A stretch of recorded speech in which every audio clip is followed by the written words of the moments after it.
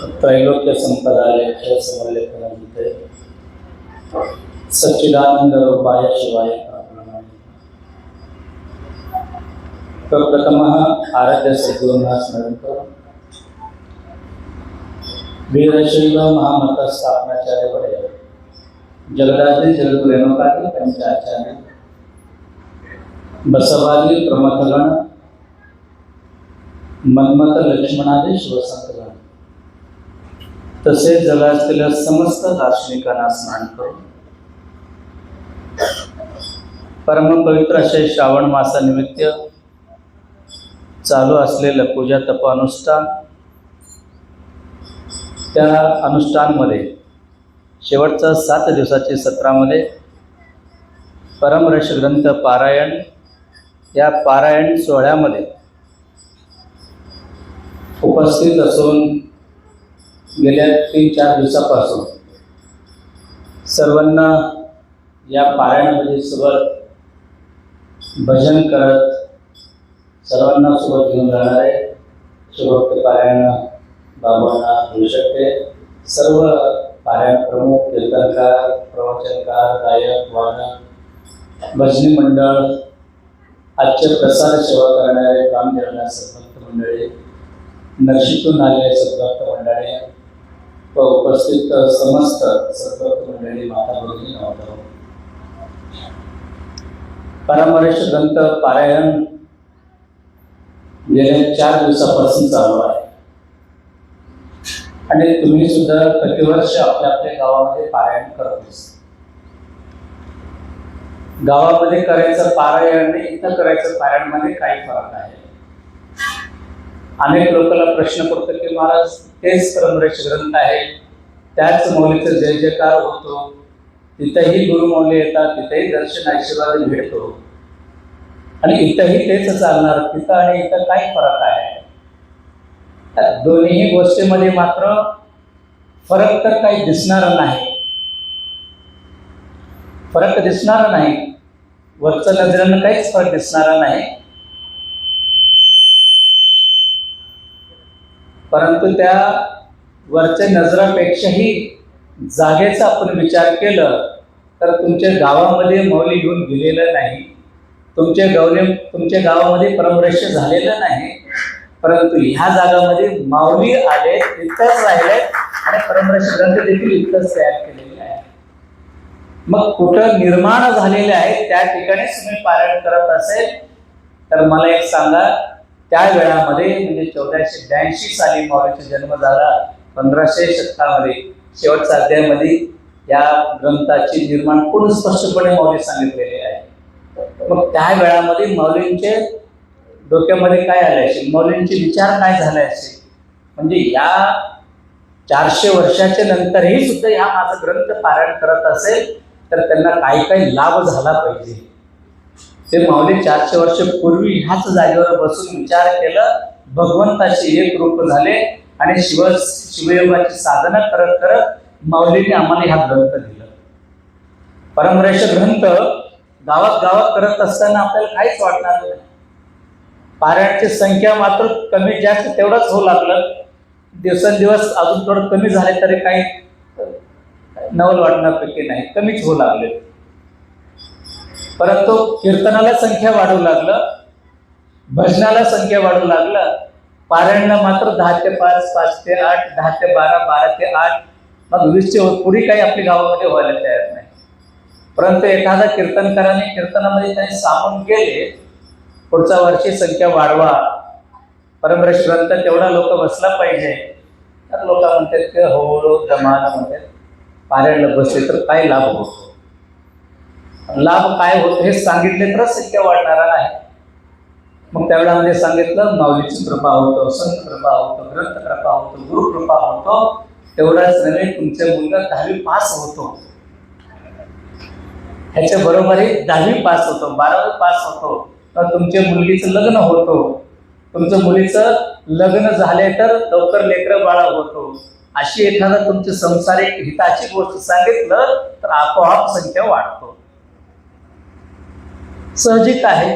आणि शेवटी माणूस प्रवृत्तीनं मूळतः जन्मच हे लोभातून झालेला आहे. आशा आहे म्हणून जन्म झालेले आहे, इच्छा आहे म्हणून मनुष्याचा जन्म झालेले आहे. मग अशी जन्म झालेला ह्या जीवाला लोभ इच्छा आशा समोर दाखवल्याशिवाय हे मागे लागणारा नाही.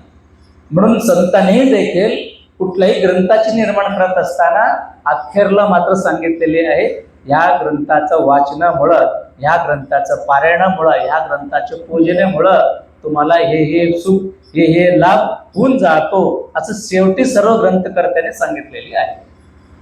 म्हणूनच आपल्या खेडेगावामध्ये पोथी आपण लावलं तर पोथी लावल्यानंतर आता ते काही राहिलेलं नाही. पोथी लावलं तर वाचक सूचक दोघंच राहू लागलेत, परंतु अखेरच्या दिवशी भंडारा मोठा होतो. परंतु त्या पोथीमध्ये मात्र सारांश विचार केलं तर त्याच्यामध्ये असं काही गोष्ट आलं तर आपोआप संख्या वाढतो. मग त्या सर्व गोष्टी घडत असताना तुमची जीवाचं तुम्हाला अनुकूल व्हावं अशी गोष्ट सांगितलेली आहे. परंतु माऊलीने मात्र काय सांगतात, या परमर्षी ग्रंथ म्हणजे फक्त सुखासाठी नाही, या ग्रंथ फक्त तुमचं अडचणी दूर करण्यासाठी नाही, हे ग्रंथ फक्त तुम्हाला काय तर मिळावं याच्यासाठी नाही, हे ग्रंथ म्हणजे तुमचं जीवनाचं कल्याणासाठी हा ग्रंथ आहे असं माऊली सांगितलं. जीवनाची कल्याण झाला पाहिजे. यह आणि परजन्माचं, यह सुख आणि परसुख. यह सुख म्हणजे इथं जन्माला, पर म्हणजे भगवंताकडे तुम्ही गेल्यानंतरच. यह आणि पराचं जे काही चिंतन होतो, दोन्ही विचार या ग्रंथामध्ये माऊलीने सांगितलेले आहे.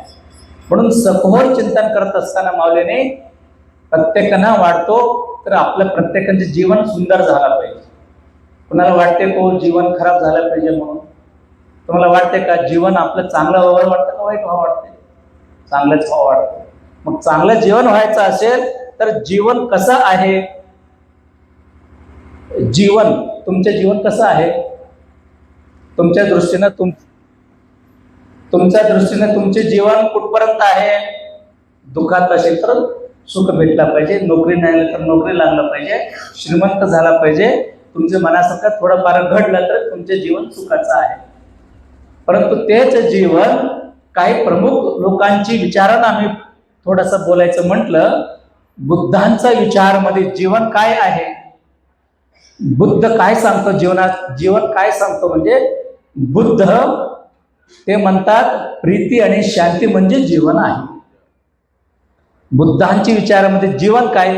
प्रीती म्हणजे प्रेम आहे आणि शांती असेल तर ते खरं जीवन होतो. आणि दुर्योधनाच्या दृष्टीने विचार केला तर दुर्योधन काय म्हणतो जीवन म्हटलं तर? छल असायला पाहिजे, शब्द माही घ्यायला नको, म्हणजे हट छल ते विचार करणारा कोण आहे? तो दुर्योधन आहे. दुर्योधनाच्या दृष्टीमध्ये छल म्हणजे माझं निश्चलपणे मी हे करणारच, काहीही होईल. बघा ना, सुईचं टोकावर बसेल एवढा मातीत देखील मी देणारा नाही, युद्ध करेल मरेल परंतु मी मागे सरकणारा नाही म्हणणारा दुर्योधन होता. पण त्याचं मी थोडं कॉम्प्रोमाइज करून घेतलं असेल तर महाभारत घडले असते का? काय घडले नव्हते. परंतु कॉम्प्रोमाइज नाही, मी म्हणणार, मी जे काही म्हणतो तेच करणार, तो दुर्योधन होता. तो त्याच्या दृष्टीनं जीवन आहे. एकलव्य काय म्हणतो? एकलव्य माहिती आहे ना सगळं. एकलव्य सांगतो माझ्या जीवनामध्ये गुरी म्हणजे जे काही मी निश्चय केलो म्हणजे माझा निश्चय आहे. एकलव्याला गुरु भेटले होते का? गुरु भेटले नाही, गुरुचं मूर्ती समोर ठेवलं, सर्व विद्या पारंगत करून घेतलं. त्या जीवनामध्ये एक ठरवला होता, तो शेवटपर्यंत घेऊन गेला. तेच युधिष्ठिर, त्याला आपण धर्मराय म्हणतो, त्याच्या दृष्टीनं जीवन कसं आहे? तो धर्म आहे. धर्माप्रमाणे वागणंच तो युधिष्ठिरासाठी धर्म आहे. तसं श्रीकृष्ण काय सांगतात? श्रीकृष्ण त्यांच्या दृष्टीतून समदर्शित्व जे काही आहे तो जीवन असं सांगितले. समान दृष्टी, कृष्णामध्ये भेद अजिबात वाटला. शेवटी त्यांना करायचं ते करायला, जे काही करायचं होतं ते करूनच टाकलं. परंतु दृष्टी काय होतं? वेळोवेळी सर्वांना जागृत करायचं काम होतं. हे चूक आहे, हे चांगले सांगण्याची दृष्टी त्या कृष्णापाशी होतं. तसं आपण विचार परत गेलं तर शेवटी मात्र असं सांगावं लागतो, भूक लागलेलं माणसाच्या जीवनामध्ये काय जीवन आहे? भूक लागले माणसाला प्रवचन गोड लागते का? भूक लागले माणसाला बाकी काय चांगला वाटतो का? भूक लागले माणसाला त्यांच्या जीवनामध्ये काय चांगला वाटतो? 2 टाइमचं मला जीवन, 2 टाइमचं मला जेवायला भेटलं ते त्यासाठी समाधानकारक आहे. बरोबर आहे का नाही? मग तसं या सगळ्यांचा विचार करत असताना आपला माऊलींच्या दृष्टीने जीवन म्हणजे काय, आपलं मनमत माऊली जीवन म्हणजे काय सांगतात माहित आहे का? मनमत माऊलींच्या दृष्टीनं जीवन जगणं म्हणजे गुरु आणि लिंग जंगमाची जे काही सेवा आहे तेच त्यांच्यासाठी जीवन असं सांगितलेली आहे. मनमत माऊलींच्या दृष्टीनं जीवन काय आहे? गुरु आणि लिंग जंगमाची सेवा, तेच मनमत माऊलींसाठी सर्व आहे. म्हणूनच या परमर्षी ग्रंथामध्ये सुद्धा तुम्ही पहा तर माऊलींनी पहिल्या अध्यायापासून 17 अध्यायामध्ये त्याने फक्त गुरु गुरु गुरु, गुरुचं पलीकडे माऊली गेलेलंच नाही. पहिल्या अध्यायामध्ये गुरुचं महत्व सांगितलेलं आहे. दुसऱ्या अध्यायामध्ये तीर्थ कसं घेतला पाहिजे, ते कुणाचे तीर्थ? गुरु तीर्थच त्याने सांगितलेले आहे. बघा, माऊली गुरु सोडून अजिबात गेलेलं नाही. बघ, म्हणून मी सांगितलं तुम्हाला माऊलीच्या दृष्टीनं जीवन काय आहे, तो गुरु आणि लिंग जंगमाची सेवा. ते 3 गोष्टी माऊलींसाठी सर्व होता ना. म्हणून तेच विचार माऊलींनी परमर्षी ग्रंथामध्ये सांगितलेले आहे.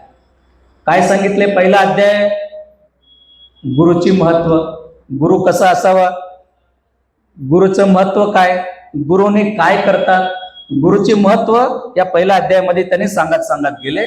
आणि दुसऱ्या अध्यायामध्ये गुरुपाद तीर्थ, गुरुपाद तीर्थ सांगितलेले. बरं, मी आत्ताच मंदिरातल्या प्रवचनामध्ये सांगून गेलो, तीर्थ घेतलं पाहिजे. कुणाचे तीर्थ घेतलं पाहिजे? गुरुपाद तीर्थ घेतलं. त्याला पादोदक असं म्हटलेले आहे. पादोदक काय करतो? ते पायाचं उदक, पादोदक. बघा, पाय त्यांनी बसल्यानंतर, आता सगळे तुम्ही पूजा करत असताना पाहिलो, पूजा करत असतानाचे जे काही आसन म्हणतो ते पोझिशन म्हणतो. कसं आपण पाहिलं, दोन्ही पाय पुढे ठेवलं होतं आणि हातामध्ये इष्टलिंग होतं. आणि तुम्ही काय केलं? पायाचं, लिंगाचं आणि मस्तकाचं म्हणजे गुरु लिंग जंगमाची तुमची पूजा झालेली आहे. अनेक ठिकाणी बघा, आता मी सांगतो म्हणून नाही, बरेच काही वयाच्या मनानं महाराज लोकांना बसता येणार नाही. आजच नाही तर तुम्ही 50 वर्षाचं पाठीमागचं गेलं तर तो क्रिया पादोदक करण्याची पद्धती तेच आहे. क्रिया पादोदक केल्यानंतरच तो पादोदक तयार होतो. म्हणून पाद्यपूजा करत असताना मात्र तुमचा डावी हात गुरूंचं पाया खाली असायला पाहिजे, तो दोन्ही अंगुष्ठ खाली असायला पाहिजे. आणि तिथं तुम्ही तीर्थ म्हणजे पाणी टाकल्यानंतर व्यवस्थित धुवून घेतलं. तिथं गंध, भस्म, विभूती, रुद्राक्ष म्हणजे विभूती लावून, गंध लावून, अक्षता, फूल, बेल तिथं तुम्ही वाहिल्यानंतर, आरती झाल्यानंतर तिथं तुमचं कपाळ लावून नमस्कार केला पाहिजे. बघा, तिथून आपले संस्कार चालू होतो. म्हणजे गुरु काय महत्व आहे हे साठी सांगतात माऊलीने. पादोदक घेत असताना दुसऱ्या अध्यायामध्ये सखोल असं चिंतन केलेलं आहे. मी एक ओळी घेऊन बोलत बसलं तर एकाच अध्यायामध्ये आपल्या 1-2 तास जाणार आहे. म्हणून मी थोडं धावतामध्ये तुम्हाला चालवलं. दुसऱ्या अध्यायामध्ये माऊली सांगितलेलं थोडक्यामध्ये तुम्हाला सांगून चालव. तर गुरुचं तीर्थ घेण्याच्या अगोदर गुरुपाद्यपूजा केलं पाहिजे असं माऊली स्पष्ट सांगतात. मग गुरुपाद्यपूजा करत असताना कसं करायचं? आता मी सांगितल्याप्रमाणे तो विधी करून त्यावेळामध्ये काय होतो? गुरु लिंग जंगमाची पूजा होतो. त्यावेळामध्ये स्वतः गुरु तीर्थ घेऊन तो तीर्थ लिंगावरच घेतला पाहिजे. मग अनेक लोकांच्या मनामध्ये संभ्रम तयार होतो. कारण काही लोक असतात ना, पायावरलं तीर्थ आहे, लिंग तर देव म्हणतो आपण, लिंगावर कसं घ्यायचं? बरोबर आहे ना? थोडं डोक्यात येते, लिंग श्रेष्ठ आहे, गुरुचं पायाचं तीर्थ लिंगावर कसं घेतला पाहिजे? मग त्यासाठी सांगतात तो लिंग महत्व कधी, लिंगाला महत्व कधी येतो माहिती आहे का? त्या लिंगावर गुरु तीर्थ पडल्याशिवाय त्या लिंगाला देखील महत्व येणार नाही. कारण तो लिंगामध्ये दैवत्व आणून देणारे गुरु महाराज असतात. म्हणजे लिंग महत्व आहे कधी? तर गुरुने त्या लिंगावर तीर्थ दिलं, गुरुचे हस्त लागलं, त्याच वेळामध्ये त्या लिंगामध्ये देव येतो. तोपर्यंत देव राहणार नाही. म्हणूनच आपल्यामध्ये देवापेक्षाही गुरुला फार महत्व दिलेलं आहे. म्हणून देवाचेही देव गुरु महाराज सांगितलेले आहे. म्हणून अशी जे काही गुरुचं महत्व आहे हे घेत असताना, गुरुचं पायाची तीर्थ मात्र घेत असताना संयमानं, घाई गडबड न करता, न बोलता, मागे पुढे एकमेकाला न ढकलता ते सांगावं लागतं.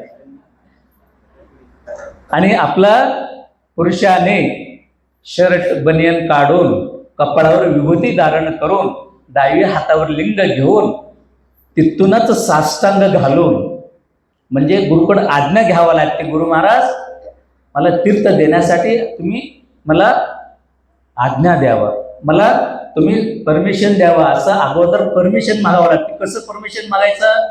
महाराज तीर्थ द्या असं नाही, साष्टांग घालून म्हणजे नम्रपणाने तन मन अशी एकूण सर्वस्व समर्पण केल्यानंतर तो जे काही भेटणारा तीर्थ आहे तो तीर्थ राहणार नाही, तो अमृत होऊन जातो. मग तो अमृत सेवन केल्यानंतर त्याला काय प्राप्ती होतो? गुरुकृपा प्राप्त होतो. मग त्याला फक्त जीवनासाठी नाही, ते आत्म्यासाठी समाधानकारक असतो. तेवढं पवित्र तीर्थ आज तुम्हाला नित्य नेमाने भेटू लागलेली आहे. प्रत्येक वीरशैव लिंगायत संप्रदायातलं प्रत्येक गुरुमाऊली, प्रत्येक शिवाचार्य कुठल्याही वेळामध्ये तीर्थ प्रसाद घेतल्याशिवाय महाप्रसाद घेत नाही. बघा, तीर्थ प्रसादाला महत्व आहे. म्हणून दुसऱ्या अध्यायामध्ये माऊलीने मात्र सखोल असं त्या महत्व, तीर्थाचे महत्व सांगतात. हे तीर्थ सेवन करत असताना मात्र खूप नम्रतेनं अंतकरण शुद्ध करून मन शांत ठेवून, आपल्याला 10 मिनिटं नाही 20 मिनिट उशीर होऊ द्या, परंतु शांत मनातूनच तीर्थ आपण घेतलो तर आपोआप तुम्हाला आत्म्याला जे काही शांती आहे तो आत्म्याला पोचतो. हे जे काही तीर्थाचे महत्व सांगत असताना लिंग धारण करायचा वेळ आला, म्हणजे दीक्षाच्या वेळामध्ये सुद्धा त्या तीर्थ झाल्याशिवाय लिंग धारण करता येणार नाही, हे सुद्धा माऊली सांगून जातात. म्हणजे जेणेकरून दुसऱ्या अध्यायामध्ये पादतीर्थाचं महत्व माऊलीने सांगितलेले आहे. त्याच्यामध्ये क्रिया पादोदक आहे, साधा पादोदक आहे. आता क्रिया पादोदक करत असताना मात्र गुरुचे पायावर पायाखाली डावी हात ठेवले, तो शेवटपर्यंत सोडायचा नसते. मग क्रिया पादोदक करायला आम्ही बसवलो तर मला तर वाटते कोणी थांबणारच नाही पूजेला. म्हणून क्रिया पादोदक न करता साधा पादोदक केले तरी सुद्धा काय हरकत नाही, परंतु सर्वांना त्याची लाभ झाला पाहिजे. म्हणून अनुष्ठानामध्ये पूजा झाल्यानंतर सर्वांना अर्धा तास लावो, 1 तास लावो, सर्वांना तीर्थ देण्याचं एक परंपरा सुरू केलेली आहे. म्हणून सर्व वीरशैव लिंगायत समाजाचा प्रत्येकाला माझं सांगणं आहे, तीर्थ घेत असताना मात्र गळ्यात लिंग नाही म्हणून जायचं नाही. अनेक लोक लिंग नसताना तुम्ही तसं तीर्थ घेतलं तर काही फायदा होणार नाही. तो काय म्हणतो, उलटा घागर ठेवून पाणी टाकल्यासारखा. घागर उलटा ठेवला, पाणी टाकलं, काय फायदा होणार आहे? काहीच होणार नाही. म्हणून तीर्थ घेत असताना देखील माऊलींचं भाषेत सांगायचं म्हणजे भवीला तीर्थ लाभणारा नाही, माऊलीचे शब्द आहे. बरं, कुणाला भवी म्हटलेले आहे? कोण लिंग पूजा करणार आहे त्याला भवी म्हटलेले आहे. त्याला वेगवेगळे अर्थ सुद्धा आपल्याला काढता येईल. म्हणून भवी कोण आहे? तो देवाला मानणार आहे, त्याला भवी म्हटलेले आहे. म्हणून आपल्याला लिंग महत्व एवढा आहे, तर लिंग घेत असतानाही सुद्धा दीक्षा घेतल्याशिवाय लिंग घेता येत नाही. म्हणून आजही अनेक लोक लिंग आणा म्हटलं लगेच दुकानात जातात, 20 रुपये देऊन लिंग घेऊन येतात, 40 रुपये देऊन लिंग घेऊन येतात. ते लिंग घेऊन आले तर त्याला महत्व नाही. म्हणून दीक्षा पद्धतीनंच लिंग धारण केलं पाहिजे. म्हणून दुसऱ्या अध्यायामध्ये गुरु पादोदकाचं महत्व माऊली सांगितलेलं आहे. तसं सांगत असताना तिसऱ्या अध्यायामध्ये माऊलीने वीरशैवांचे मार्ग सांगितलेले आहे. वीरशैव कोण आहे? कुणाला वीरशैव म्हणावं? शिवभक्त कोण आहे त्याला वीरशैव म्हणावं का? बघा, वीरशैवाच्या शब्दाचा मी विचार केला, विशब्देन उच्यते शिवजीव ऐक्य बोधिका यस्साम रमन्ते, त्याला आपण वीरशैव असं म्हटलं पाहिजे. म्हणजे शिवजीव ऐक्य साधण्याकरिता तो वीर व्रतानं जे काही त्या शिवाची पूजा करतो त्याला आपण वीरशैव असं म्हणतो. त्याला वीर व्रतधारी असं म्हटलेले आहे. म्हणून विशब्देन उच्यते, शिवजीव ऐक्य साधणारा जे काही सिद्धांत आहे ते सिद्धांत आत्मसात करून घेणारा वीरशैव आहे. मग लिंगायत कोणाला म्हणायचं? लिंगायत लिंग घेतलेला लिंगायत म्हणायचं. लिंगायताला कुठलाही पारमार्थिक किंवा साहित्यिक किंवा ग्रंथेमध्ये कुठलाही विचार केलं, लिंगायताला काही वेगळा अर्थ नाही. लिंगायत लिंगायतच आहे. लिंग आयत करून घेतलेला तो लिंगायत आहे. तो कोणी राहू शकतं. लिंगायतामध्ये काही भेद नाही, कोणीही असो. लिंग आयत करून घेतलेला, त्यांचं मूळ अगोदर कुठल्याही कुळाचा असू द्या, मूळ कुळ कुठलाही असू द्या, परंतु लिंग दीक्षा घेतल्यानंतर, आयत दीक्षा घेतल्यानंतर तो कोण झाला? लिंगायत झाला. म्हणून लिंगायत बाबतीत विचार केला एवढंच आहे. परंतु वीरशैवाचे विचार करायचं म्हटलं, शिवजीव ऐक्य साधनाची जे काही विद्या आहे त्या विद्यामध्ये रममाण होणारा तो विद्या आत्मसात करून घेणारा तो वीरशैव आहे. म्हणून या आपला धर्माला वीरशैव धर्म म्हणले तर तो पारमार्थिक अर्थ योग्य पद्धतीने आपल्याला मिळून जातो. म्हणून लिंगायत धर्म असं म्हणता येणार नाही, त्याला वीरशैव धर्मच म्हणावा लागतो. अनेक लोकांच्या डोक्यामध्ये आहे ना लिंगायत धर्म आहे, त्यांची विचार वेगळा आहे, आपण ते विषयांतर करू नये.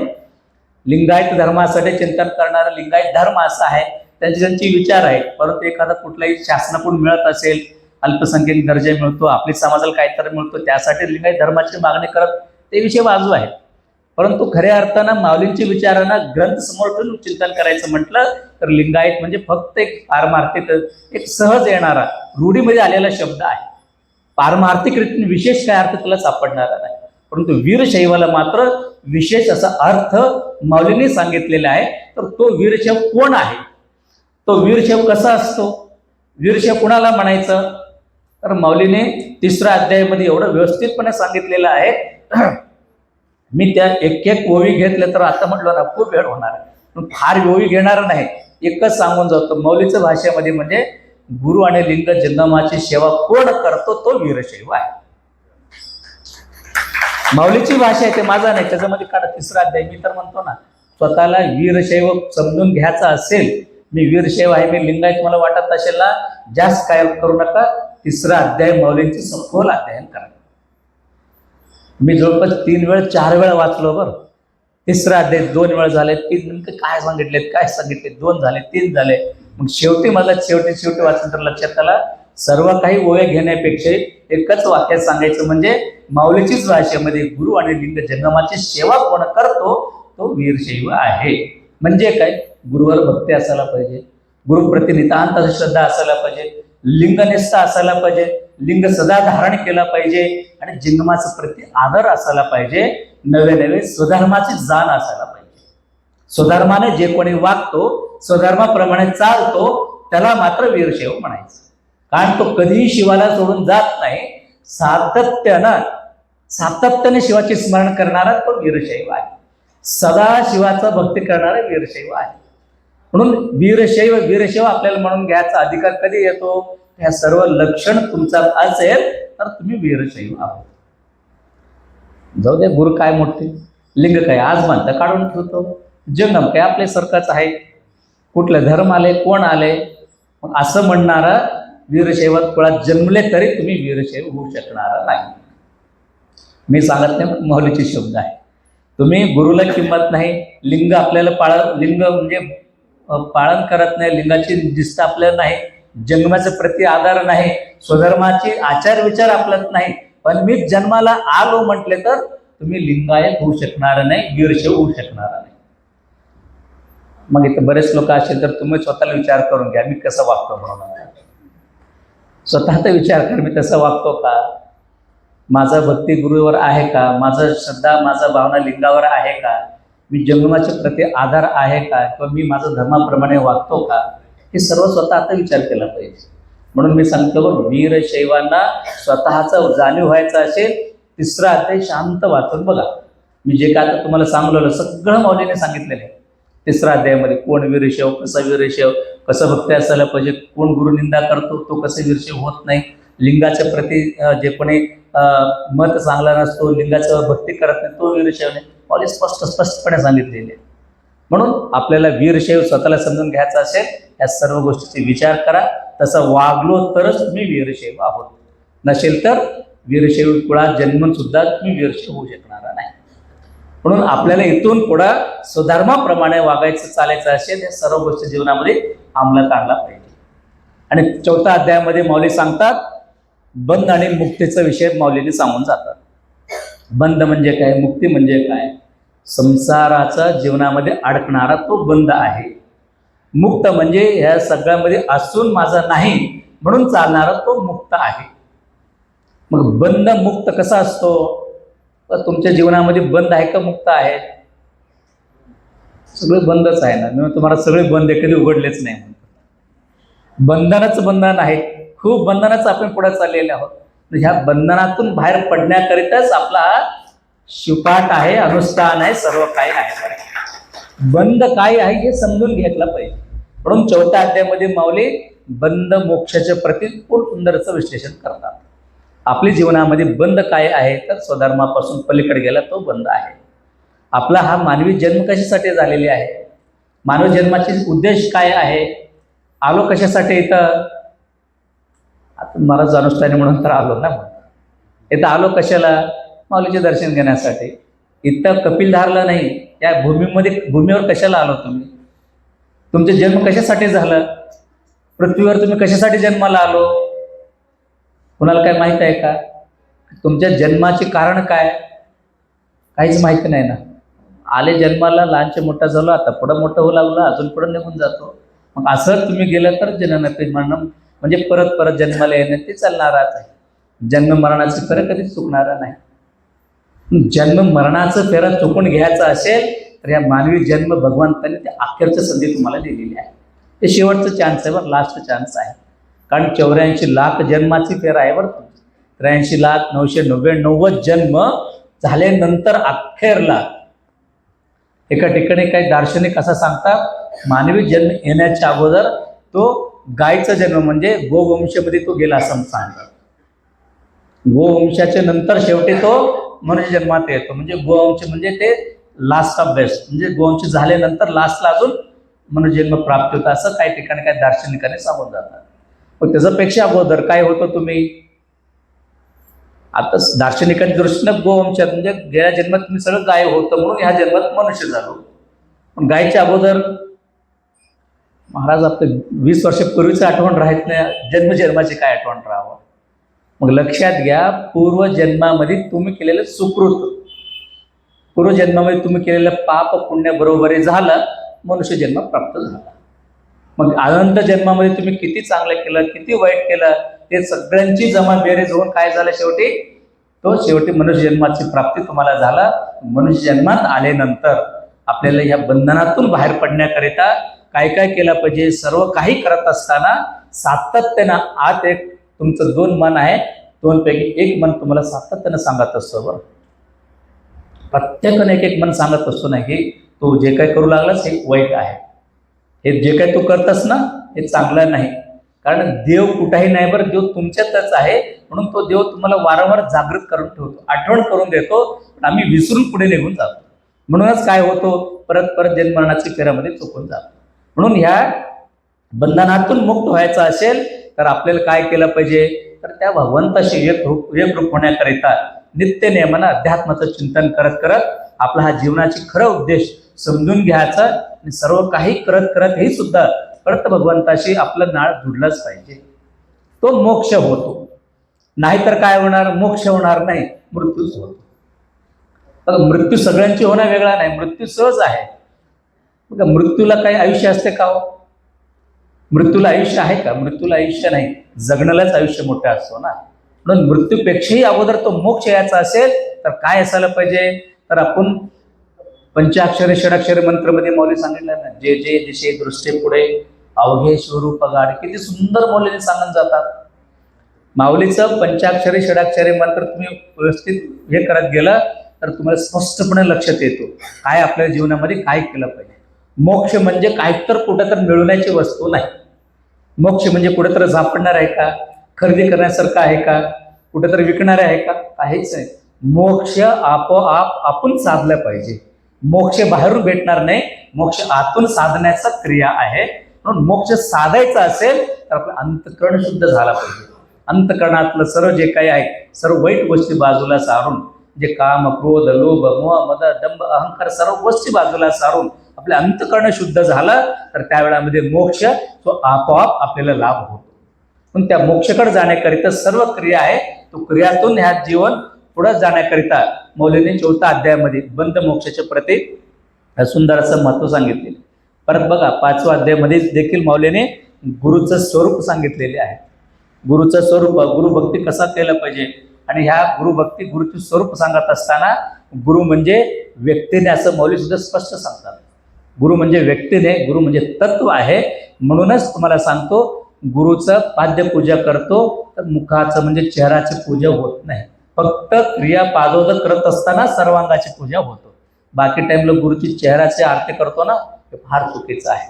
कारण गुरुतत्व म्हणून, कारण लहानपणी वेगळं, तारुण्यात वेगळं, म्हातारपणामध्ये वेगळं असतो ना. एखादा व्यक्ती म्हणून जन्मल्यानंतर एक दिवस खालीवर चालणारच आहे, परंतु पाय मात्र कसा असतो, तो स्थिर राहणार आहे. म्हणून पायाची पूजा केलं पाहिजे. अनेक लोकांना वाटतो, आपण सहज खेडेगावामध्ये आपण आरती म्हणत असताना म्हणतो ना, बैसले गुरु, कुठले तर गाणं आहे ना, बैसले गुरु मूर्ती पूजना, सद्गुरु सका पावना घरी. मग आजचं दिन सोनाची परी म्हणले, किती भक्ती आहे बघा त्याच्यामध्ये, किती सुंदर म्हटले बघा. मग ते असं ती पद बघा, लक्षात घ्या. थोडक्यामध्ये आपली प्रत्येक किती सुंदर अशी पद म्हणा जातात. म्हणजे गुरुनी घरी आल्यानंतर तो दिवस किती आनंदाचा होतो, किती सोन्याचा होतो. म्हणजे लक्षात घ्या, आपला हा गुरुभक्ती सहजरीती गावागावात घराघरात पोचलेली आहे. मला तर वाटतं त्यालाच कारण असं आहे की 400 वर्षापूर्वी देखील माऊलीने गुरुची स्तुती केलेली आहे.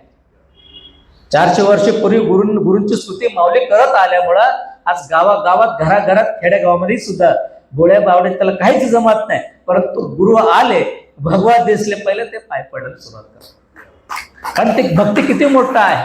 म्हणून माऊली सुद्धा म्हणतात, गुरु म्हणजे एक व्यक्ती नाही, गुरु म्हणजे एक तत्व आहे.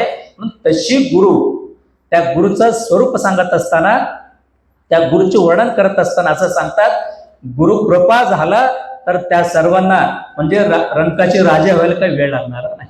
म्हणून गुरु कृपा झाला पाहिजे. त्याकरिता प्रत्येकाने घराघरापर्यंत, एका घरात किती गुरु असायला पाहिजे.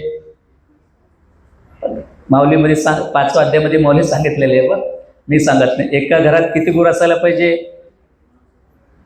4 गुरु ना. आईचं गुरु आहे, वडिलाचे गुरु आहे, मुलाचे गुरु आहे, नातूचं गुरु आहे. एका घरात 4 गुरु असायला पाहिजे का? एका घराला एकच गुरु राहायला पाहिजे. म्हणून त्याला कुळगुरु असं म्हटलेली आहे. कुळाचे गुरु आहे, व्यक्तीचं नाही, घराचं नाही, कुळाचे गुरु आहे. म्हणून आम्ही म्हणतो ना, गुरु अजिबात बदलता येणारा नाही. गुरु बदलणं म्हणजे ते महापाप आहे. गुरु अजिबात बदलू नाही. गुरुवर श्रद्धा असू द्या. कारण सध्याच्या काळामध्ये एवढा मठ परंपरा एवढा आपला आहेत, अनेक गुरु विद्वान आहेत, अनेक गुरु पूजा अनुष्ठान करणार आहेत. गुरुवर श्रद्धा असू द्या, परंतु कुळगुरु मात्र एकच असतो. कुळगुरूला अजिबात बदल होणारा नाही. म्हणून कुळाचे गुरुला फार महत्व दिलेलं आहे. म्हणून माऊली सुद्धा सांगतो, एका घराला एकच गुरु असावा. मग त्याच्यामुळे काय होतं, तर संपूर्ण घरातला श्रद्धा एका गुरुवर होतो. म्हणून 5व्या अध्यायामध्ये गुरुचं महत्व सांगत असताना सोप्या भाषेमध्ये देखील, बरं मला तर असं वाटतं बरं का महाराज, या पूर्ण परमरहस्यामध्ये या खेड्या गावातलं सामान्यातलं सामान्य माणसाला समजावं असं गोष्ट माऊलीने इथं सांगितलेली आहे. काय ग्रंथ खूप मोठे सिद्धांत सांगून जातात, डोक्याचे वरी जाते. आम्ही वाचायला बसलं तर काही विद्वानाला लक्षात येते, पण सांगितलं काही लोकांना कळतं. परंतु माऊलींचं मात्र असं ग्रंथ आहे, सामान्यातलं सामान्य लोकांनी सहज कळावं, सहज रीतीतून कळावं अशी माऊलीने इथं सांगितलेलं आहे. मग सांगा, एका घरात एकच गुरु असावं, किती स्पष्ट माऊली सांगितलेले आहे. त्याच्यामध्ये काही भेद आहे का? बरेच ठिकाणी असं सांगितलं तर मग गुरुमध्ये वेगळं आहे, हे गुरु असं सांगितले, ते गुरु तसं सांगितले, मला लगेच ट्रोल सुरुवात होते. त्या गुरु महाराज असं बोलले, त्या गुरु महाराज असं बोलले. आपलं नाही, हे माऊलीचं परमर्षी ग्रंथातून माऊली सांगितले, एका घराण्याला एकच गुरु असावा. मग इथून पुढे विचार करा. एका घराण्याला गुरु एक झाले तर होतो काय? झाले तेवढं लवकर गुरु सगळ्यांना भेटतो. एका घरातून एकाच ठिकाणी येता येतो, एकाच ठिकाणातून जाता येतो. नवे एका घराण्याला एका गुरुची कृपा लवकर होऊन जाते.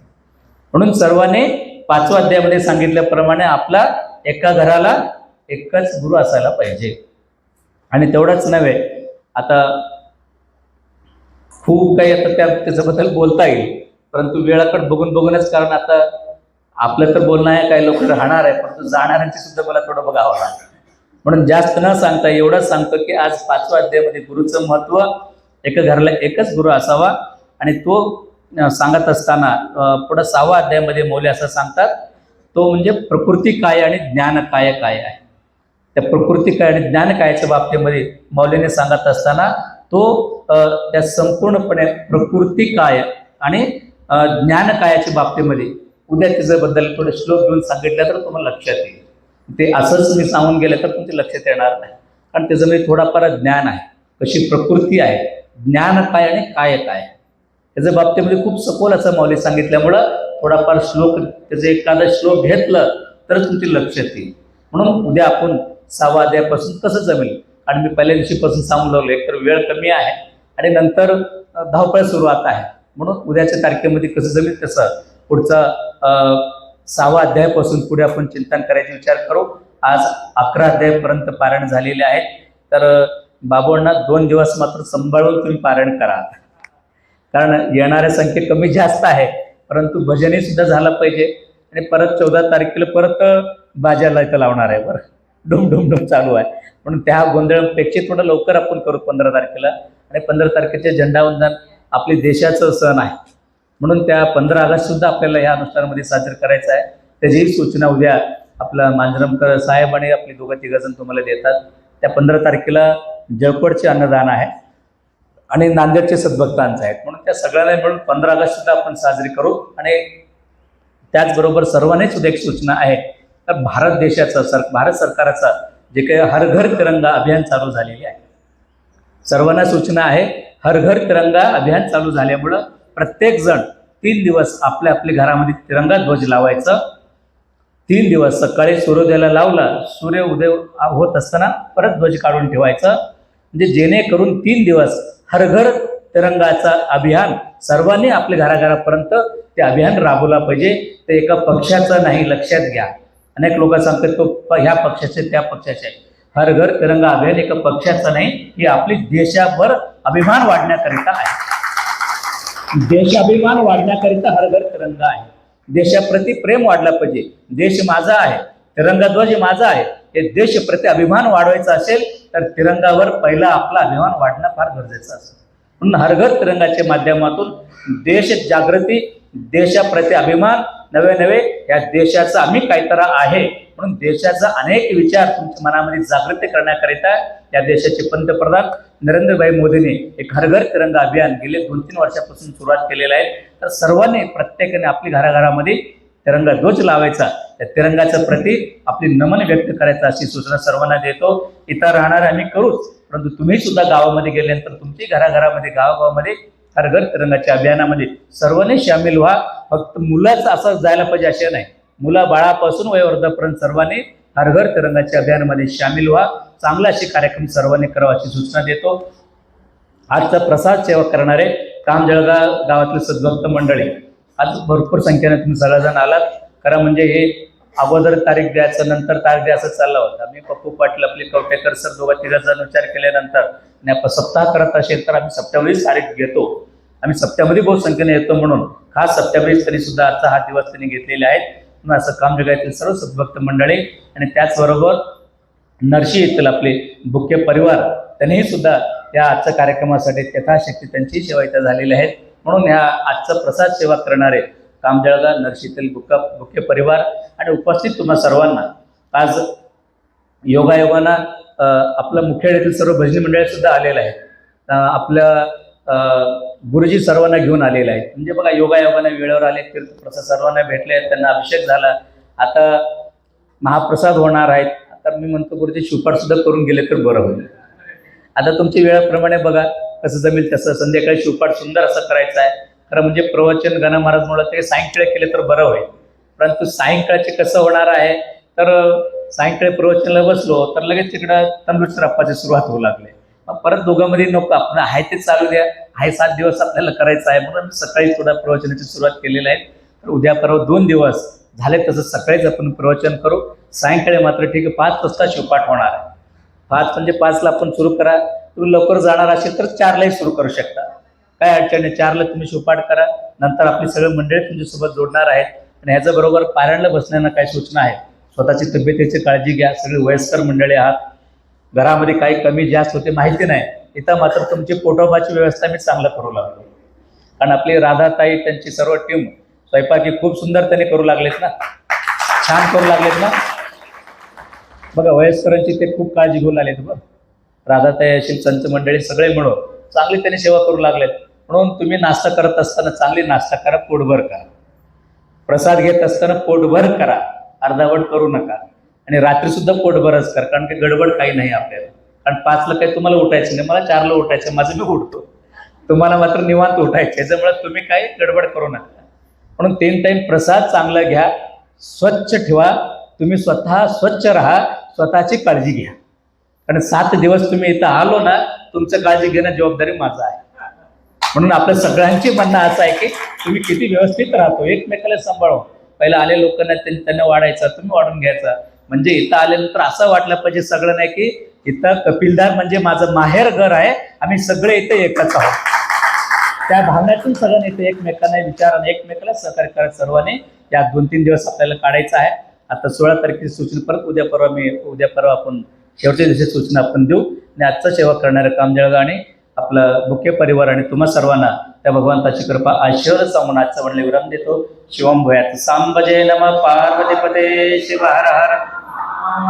सगळे जण दोन्ही हात वरी करून भारत माता की, भारत माता की, वंदे वंदे, हर हर हर हर.